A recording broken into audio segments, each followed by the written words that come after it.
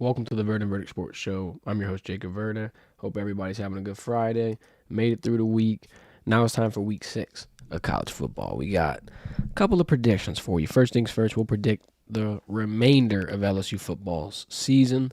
Give you a little bit of a SEC ranking to my top 5, who I think in the SEC could potentially run the conference, enter the college football playoff, so on and so forth. Then we'll do our top 3 games of the week. This week we got Ole Miss and South Carolina, Mizzou and A&M, and University of Las Vegas versus Syracuse, which is tonight. A little bit of a Friday night action. Gonna have to get in on that one quick. I think we got about 6-7 hours until that one kicks off. But before we get into that, let's talk a little bit of LSU football. Do they have a realistic shot at somehow, some way turning in this season into, a potential college football playoff run? They had a lot of high hopes going into the season. Everybody thought that we'd be at the top of the SEC. Quite frankly, a lot of people, including myself, thought you could be 5-0 right now. Well, naturally, you're 4-1. You've shaped the season out to be a positive start, despite dropping week 1 for the 5th season in a row. But right now, you're sitting in a pretty good spot. You got Ole Miss dropping 1 to Kentucky. They look human. They're going into Columbia this weekend. Depending on how that one goes, I think, let's say South Carolina, they kind of bite Ole Miss in the ass and start to slow down the Rebels.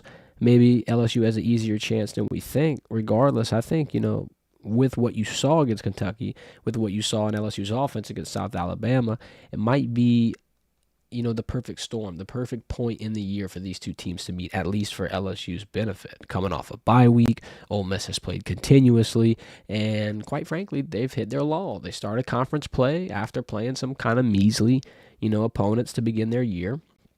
Got to monitor the South Carolina game if you're an LSU fan. I feel like I'd be a lot more confident if this week was already over in predicting this, and, we'll preview it next Friday and throughout next week on our live shows, but I think LSU's got a shot. I'm going to go ahead and give this LSU versus Ole Miss prediction a W.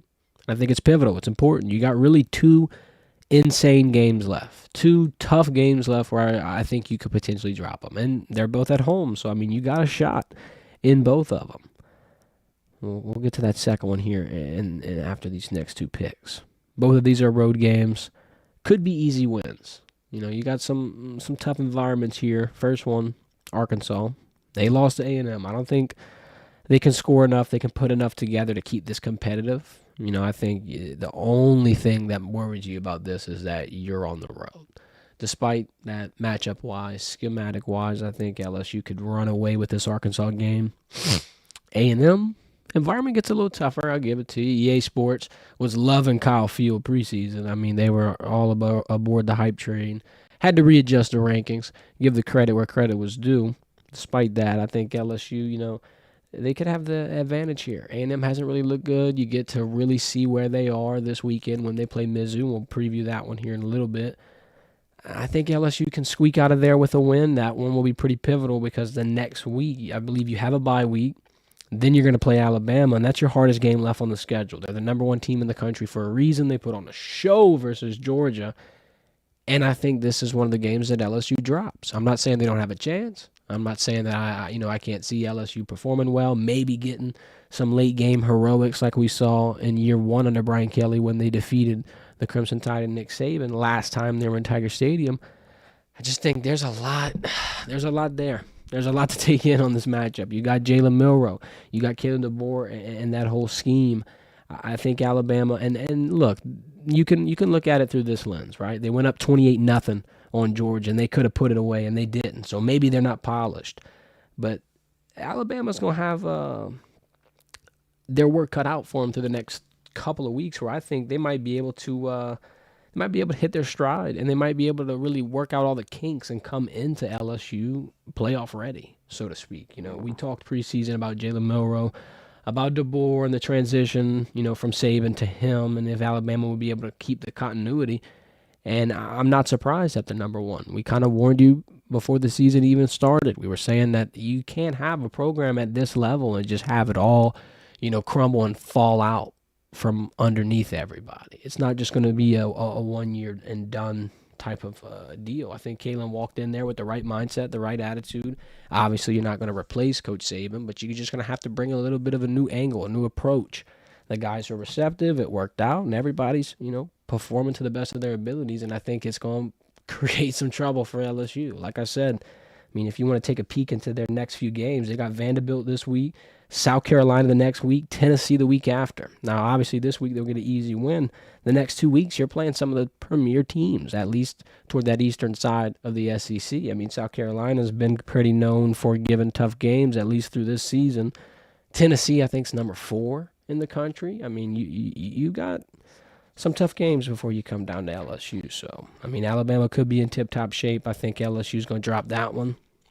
Now, if you beat Ole Miss, you're not really hurting off of a second loss, because after this, you got Florida, Vandy, and Oklahoma. Naturally, I think it could be a tough fight against Oklahoma. They're a good team. They're ranked. They're giving people some issues, so to speak. But I think if LSU's in a college football playoff talk, if there's any bit of hope, if there's any bit of chance, that they're going to come out and they're going to seal the deal. I think that's going to give them the extra boost, the extra motivation. LSU's been pretty good at closing the season out at home in recent memory. Like I said, the Ole Miss and Alabama, these are the 2 games that you have to monitor. These 2 games really determine LSU's fate. If LSU can get this win over Ole Miss, I'm not saying that they enter relaxation mode where they're comfortable and, we got our ticket punched. Not necessarily, because I got my SEC ranks here for you. LSU's at the bottom. Not at the bottom. Not at the bottom in terms of being 14 and out of the conversation entirely, but they're at the bottom in terms of they could be middle of the pack right now. But toward that end of the year, if some things shape out the way that I think, LSU has a potential to be able to crack into maybe the top 3. I think those top 2 spots are going to be hard to track down, but I think the 3rd spot might be able to be wiggling a little bit. Number 5 in the SEC, I'm going to give it to Ole Miss. I'm going to put Ole Miss / LSU, though. They're both 4-1. Whoever wins next week's going to completely take this spot. Both teams, I think, do have a chance. As of right now, as of this week, I think both schools could be in the college football playoff at the end of the year. But the matchup on October 12th is really going to steer which team is going to be able to kind of peak over the mountaintop, because they've both had moments so far, Ole Miss with Kentucky and LSU with USC, where they weren't where they, expected to be. They weren't exactly the team that they thought they were. So now a big win over a big conference rival opponent, and honestly a big ranked team, because Ole Miss is number 12 and LSU's number 13. Either way you go about it, it's a top 15 win. I think both schools can benefit from it greatly. So whoever wins this matchup, I'd put them at number 5 as of this week. They could go up to number 3. Got number 4, I'm going to put Tennessee. Offensive unit, they've had about, I don't know if they're averaging around 45, but they've been putting up points. So I think week 2 they had 77 points that they hung. Dylan Sampson has been a huge, huge help. He's elite. You can just run behind him the entire game, and he'll bring you to the promised land. 6.5 yards per carry, 6 yards per carry as a team. They only got 2 tough teams left. 2 tough games. They're going to play Bama and Georgia. You're undefeated. You're 4-0. If you drop both of them, you could probably sit comfortably at this 4 spot and be 10-2 as well. Now, the number 3 seed, the one that I think LSU could potentially sniff and grab, and here's why. Georgia's sitting at it right now for me. They do have to play Texas, Ole Miss, and Tennessee left. I think Georgia, they're not in a spot where they're producing that well offensively. They're not in a spot where they're being consistent. Can they shake back? Of course. It's a Kirby Smart program. It's a program that's been at the top level of college football for the greater part of 3 to 4 years. So naturally, you're going to give them a shot. However, if they drop 2 of these games and have 3 losses, you're out of here, coach. You're gone. Georgia's not in the college football playoff conversation. Simple. And I could see it happening. Ole Miss is going to have to pull off some heroics. I'm sure Texas can probably get it done. They've already lost to Bama. I think this 3 spot, it could be wide open. And if LSU can clear house like we think they could potentially do, beat Ole Miss, maybe drop it to Bama, you could have a shot. It's not impossible as of right now. As long as you beat Ole Miss, you keep this thing interesting. That's all I'm saying. Real quick before we hop into our top 3 games of the week, give you our picks, give you our predictions. Wanted to thank Happy Dad for sponsoring the show. You know where to get it. Rouse's, Walmart, Albertsons, best taste and seltzer on the market. Gluten-free, no artificial flavors, low in sugar, Best thing to get for the tailgate, for the pregame. You're warming up. No LSU game this week. We got one next week, but hey, best time to go in and get it. Store crowds low. Everybody's taking a break on the bye week. Go stock up. Go hit up Rouse's. Go hit up Walmart. Go hit up Albertsons. Hit up the website. Link in the bio. Verdin 15% off at checkout. Let's get into these picks. Everybody's excited. Everybody loves it. Everybody loves college football picks. Can't have any LSU pick this week. LSU off the charts. Ole Miss and South Carolina, first things first. The spread at 9. Ole Miss favored by 9. South Carolina going to be the home team. Total's at 54.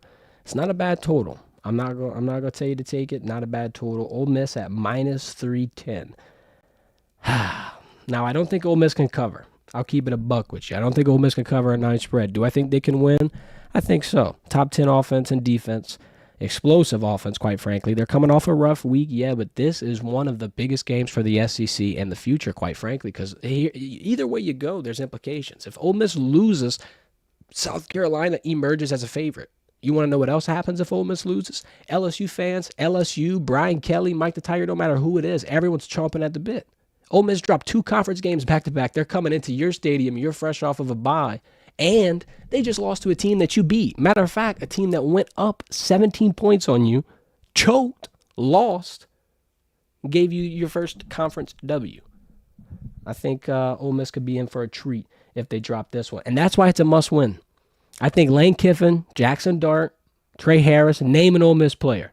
They have to win this game if they want any hope going forward. And I'm not trying to sound the panic alarms, especially in week 6. I feel like that's a little premature. I would take Ole Miss money line just because this is a must-win for their program. Top 10 team, all the hype, number 1 transfer portal class. Everybody's saying Ole Miss this, Ole Miss that. They could win the SEC.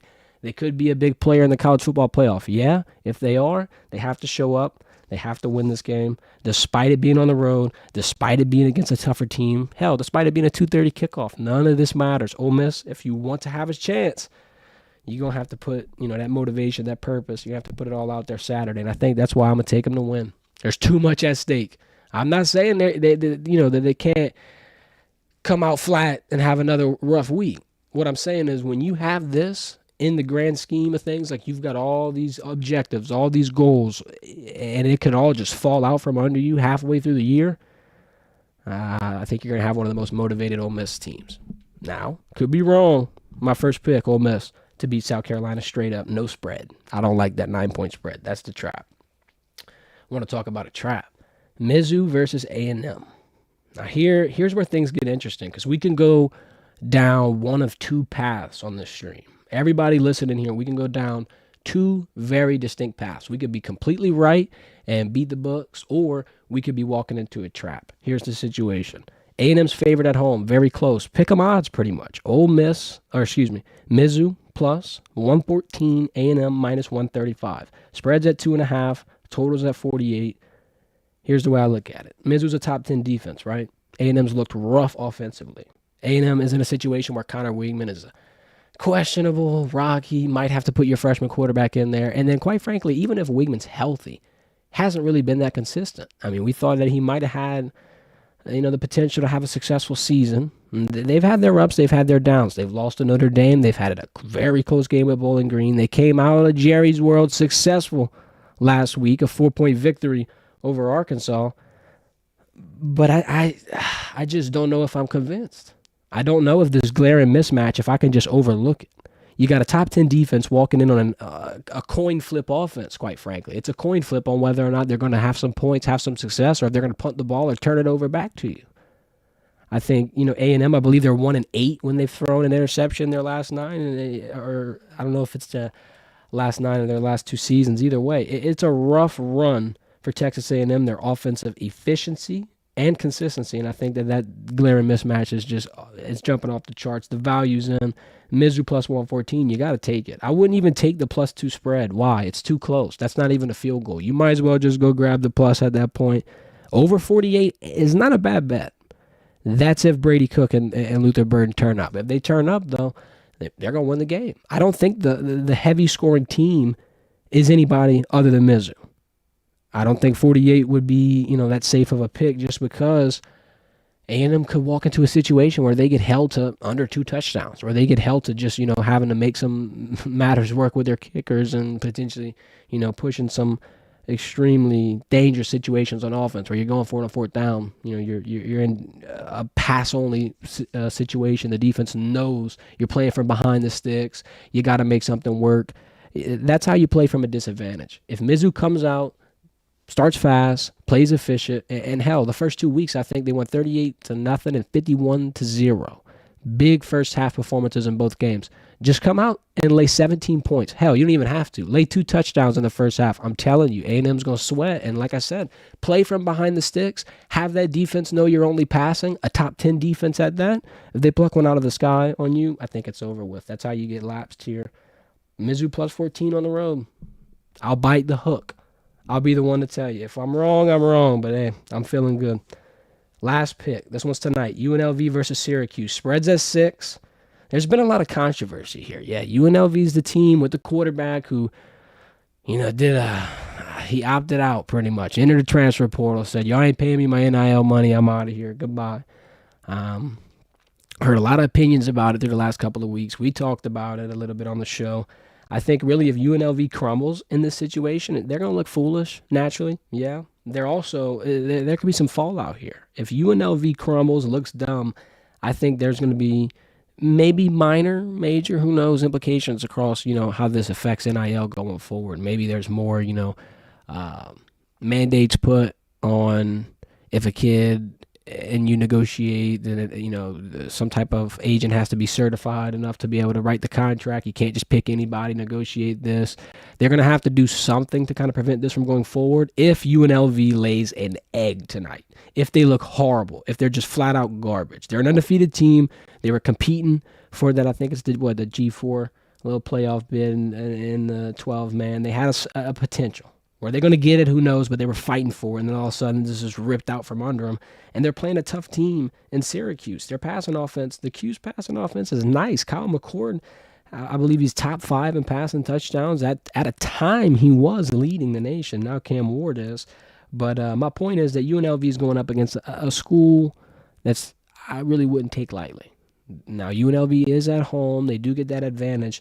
A lot of controversy, a lot of distractions. A lot of head-scratching moments this week for the Rebels. I think, if you're on that team, I'm not saying you can't be focused and you can't come out and perform well. I'm just saying I don't know how you do it with all this going on. I don't know how you do it with your halfback leaving, your quarterback leaving. You got all this media attention that you're probably not used to. I'm sure that you've got some, internal opinions on this as well. I don't know if I'm going to take Syracuse to win straight up. I'm going to take them plus 6. I think it could be a closer game. The total's at 57.5, and I just don't know how I feel about that. That's insane. UNLV's minus 230. I'm not going to sniff no money lines. Let's just go Syracuse plus 6. That's the final pick.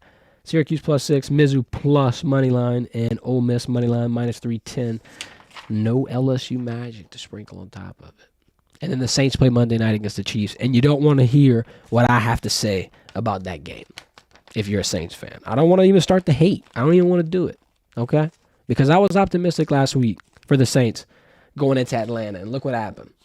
I'm not optimistic for the Saints going into Arrowhead. Completely different. Then the Saints play the Bucs.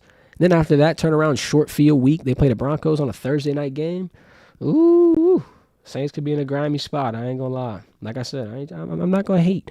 I don't want to hate. I don't want to jinx nobody. We'll just wait and react to it on Monday. Hope everybody has a good weekend. I'm going to go ahead and end this one off here. Hit a thumbs up on the way out if you enjoyed the stream. We'll be live again Monday at 1 o'clock, every Monday, Wednesday, Friday. Next week, big week. It's the biggest week we've had so far. I mean, the Vegas week felt good, yeah. You got a ranked SEC opponent coming into Tiger Stadium. Top 15 matchup. We'll be breaking it down. We'll be there covering it. Sports Talk on the go. Thank you all for watching. This has been the Verdin Verdict.